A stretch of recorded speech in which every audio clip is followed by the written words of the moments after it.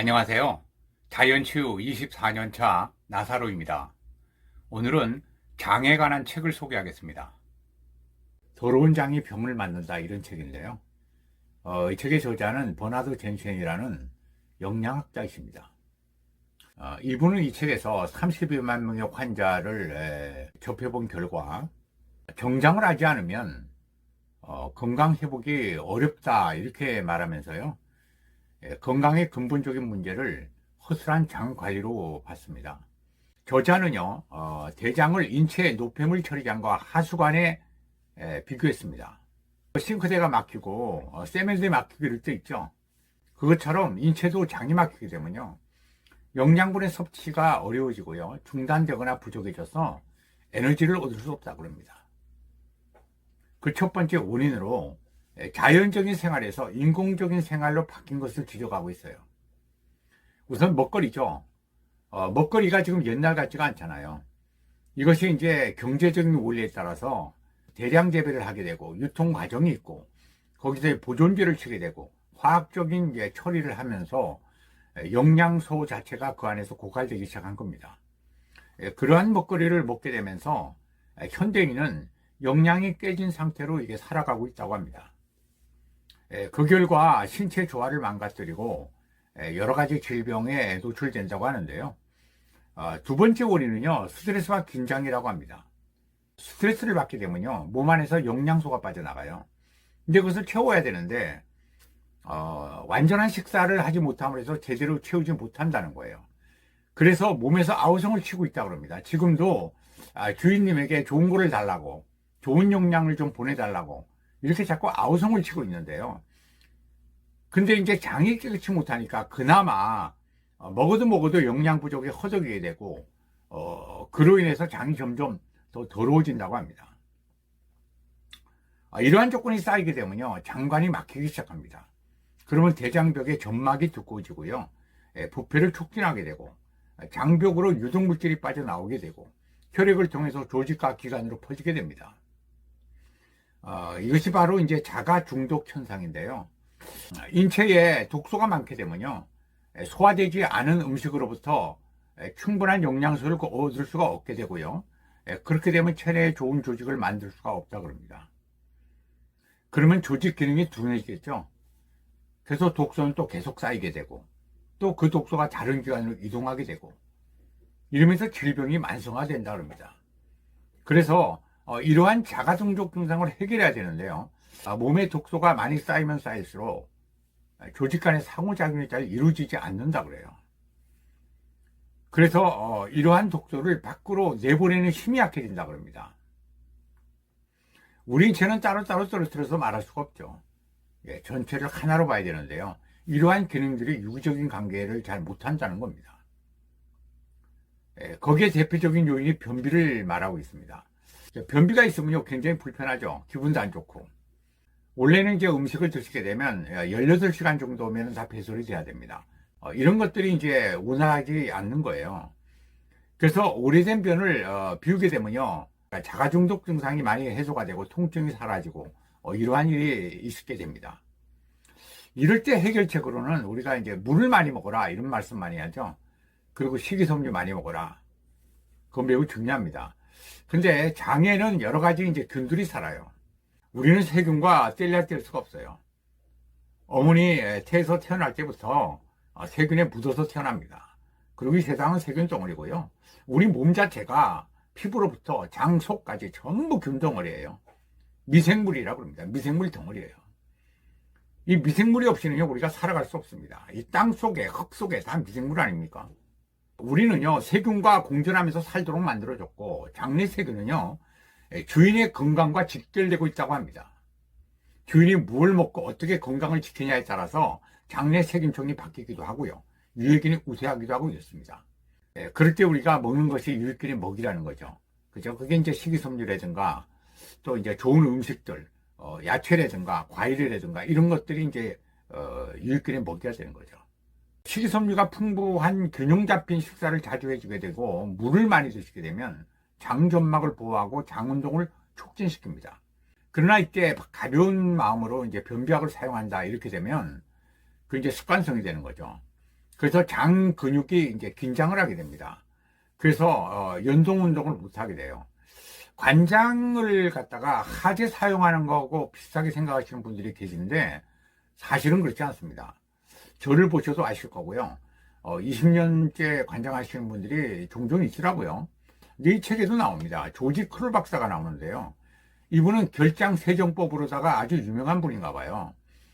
그래서 결장세정을 통해서 오랜 경험상 대장의 청결함과 활발함이 건강의 기본이라고 얘기를 했습니다. 저자는요, 배변이 일정한 사람은요, 장 속에 천연 식이섬유가 많고 변의 모양이 좋고 부드러운 배변을 난다고 합니다.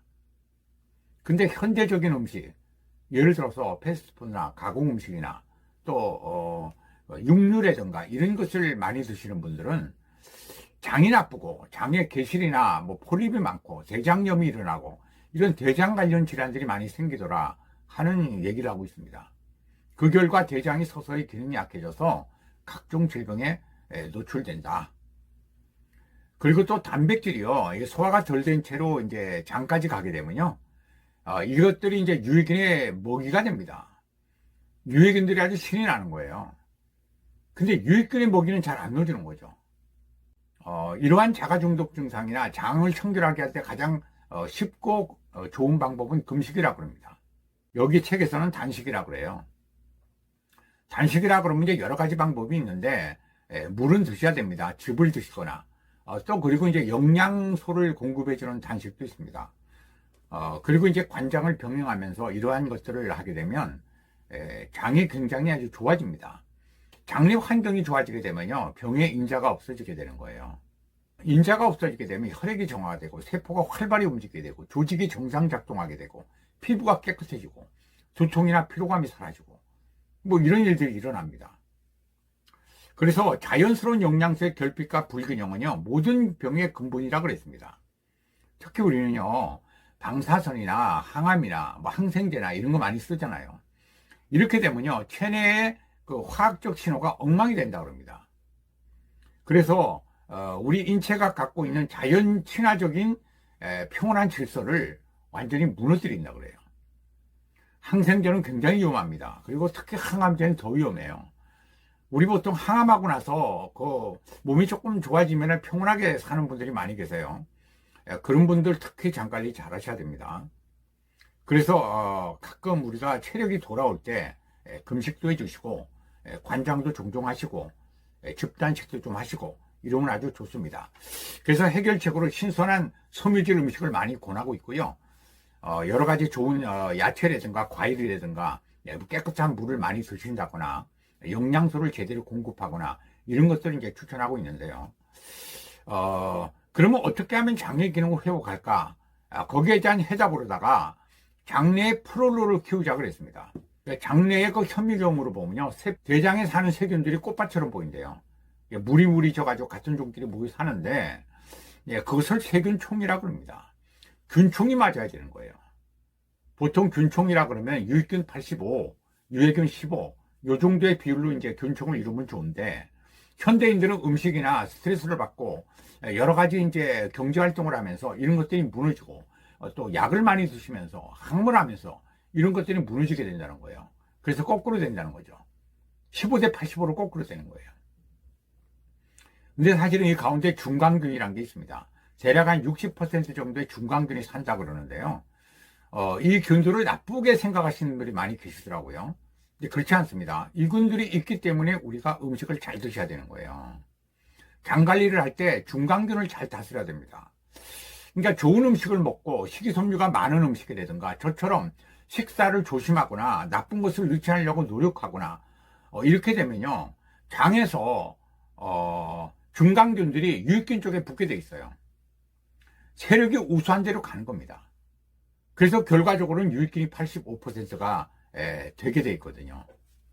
어떤 분들이 뭐 100% 유익균만 있으면 좋겠다 이렇게 말한 분도 계시지만 그건 오히려 안 좋습니다. 우리 인체는 전체가 하나입니다.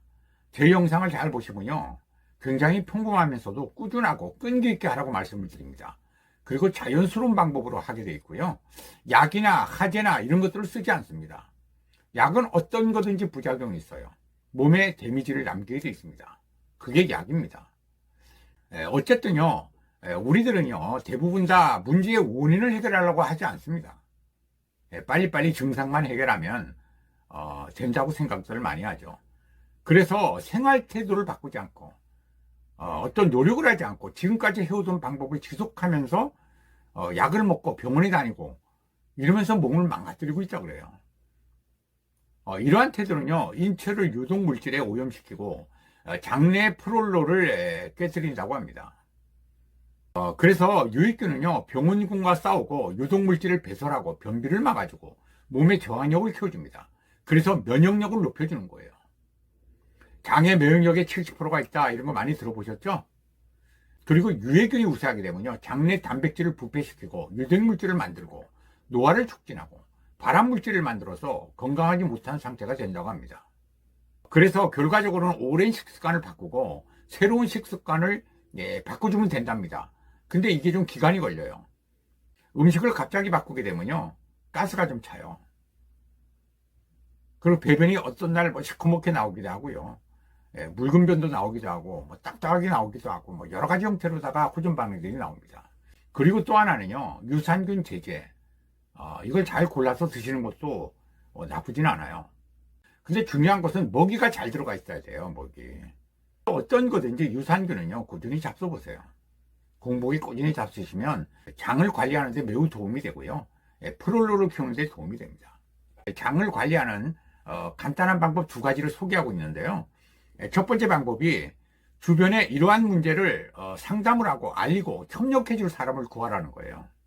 그리고 두 번째는 천천히 끈기 있고 그리고 착실하게 장내 세균총을 프롤로를 변화시키고 고단백과 가공식품의 부패한 환경을 차단하면서 쾌적한 환경을 만들어 주려고 노력해야 된다고 합니다. 우리 장 관리가요, 모든 면역체계의 근본입니다. 우리 인체는 뿌리가 장이에요. 장이 건강해야 우리 몸이 건강한 겁니다. 커피 간장에 대해서 제가 이제 3차례 정도 말씀을 드렸는데, 커피 간장 말고도요, 제가 올린 것들이 쉽습니다. 하지만 끈기 있게 하기가 쉽지가 않아요. 건강의 기술이라는 책이 있습니다. 저자는 돈 컬버트 박사인데요. 이분은 항노화 전문의입니다. 이분이 이런 재밌는 말을 했어요. 음식 때문에 천국에 들어가지 못할 일은 없다. 하지만 계속해서 건강에 해로운 음식을 먹는다면 천국으로 훨씬 빠르게 도착하게 될 것이다. 다음 영상에 뵙도록 하겠습니다. 고맙습니다.